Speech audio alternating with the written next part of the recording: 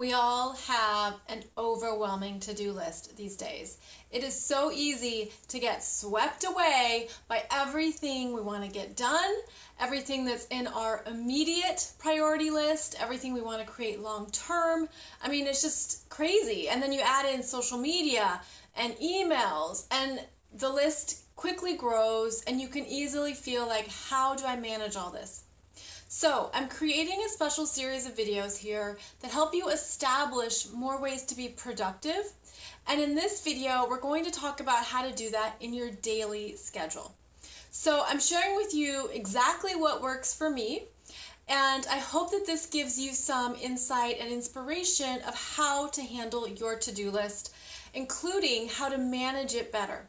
So what I do is I basically create different work periods in a day. I'm going to go through with you 3 types of work periods, and in each period, that's where you focus on completing certain tasks.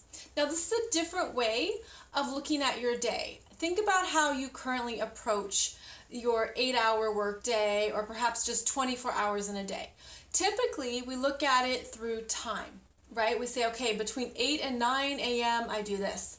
Between noon and 1, I take lunch, and then between 3 o'clock and 5, I do this. I mean, we typically schedule through that time-based system. I want to shift that for you a bit and just offer another way to consider how to work with the time we have in a day. What I do is I basically create work periods that are time-based, but they're more task-oriented. So here's what I mean. The first set of priorities are the timely priorities you have to get done in a day. Now, in my world, this means it's the first thing I do in the morning. It's the first thing I have to get done, whether it's responding to emails, corresponding with clients, that task, those things that I just need to get these done and off my plate. So these are your timely priorities. Basically, these are the things that if you get these done, you know you're ahead of the game, and you're like, okay, today is going to be successful because these are the things that I got done first. So your timely priorities are basically how you start your day, okay? And they're urgent, they're important, and they're just the fact that you need to do these things.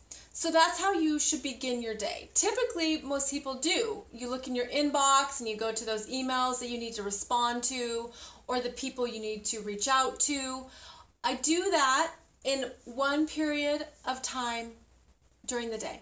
Okay, so that's when I group together all of my timely priorities. Then I get all those done, off my plate, great. Then I can move on to my next set of tasks. Now, I'm a work-at-home mom, and so a lot of my day is based on basically what I have available that's dependent upon my son's schedule. And so my day could look very different than your day, but this is how I've come about this process, is that I can only work with the time I have available. So I can do the timely priorities in the morning. I can be on the computer, and I've got it covered while he's playing, while he's watching TV. It's not a big deal. Then I go about my day, we go play, we go have lunch, we go do fun things, we go do errands. And then the next work period is the mental focus. Now in my world, I do this during his nap time when I have 3 hours to get a lot done. But for you, this could be your morning period. This could be in the afternoon. The mental focus is when you can devote your mental energy to getting things done, whether that's writing, it's your writing time, it's your creating time. It's working with clients. It's where you can have this period that's undisturbed and you're not interrupted, and you can just focus and get things done. So that is the second period of time to put in your day. It's where you just have mental focus. You block out everyone else. So whether that's in your office or you're working with, say, an assistant or support, or depending on where you work, you just need some time that's not interrupted. That's what this mental focus time is.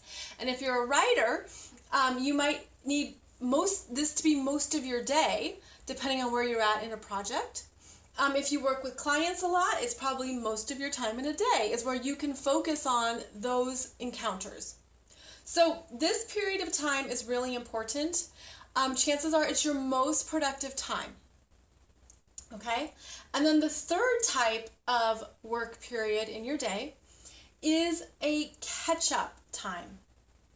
And that's basically when you're then catching up to more of the mindless things, right? Kind of the busy work. So it's the emails, it's maybe social media, it's other tasks, it's other things that you can do, but you don't have to mentally focus. There can be other things happening around you. Perhaps you can do most of these things on your phone, or you can just do them with other stuff happening, in the background or wherever it works for you. The catch-up tasks are easy, and they should not take up a lot of time, because you're just, you know that if anything requires a lot more effort or time, you have to perhaps, if someone asks you a question, you have to research it. Well, you can do that the following day under your timely priorities.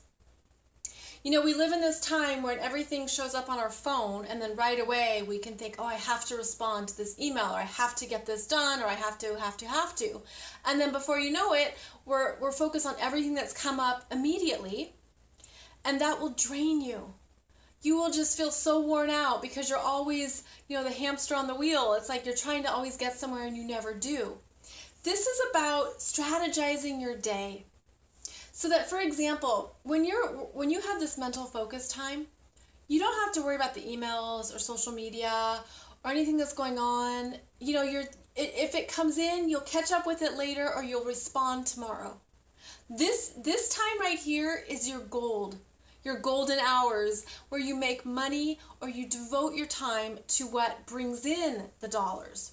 So this is a really important period, and you don't want to dilute your mental focus time with any of these mindless activities, because you want to be highly productive, right? And you want to be really in tune with your clients, focused on their needs.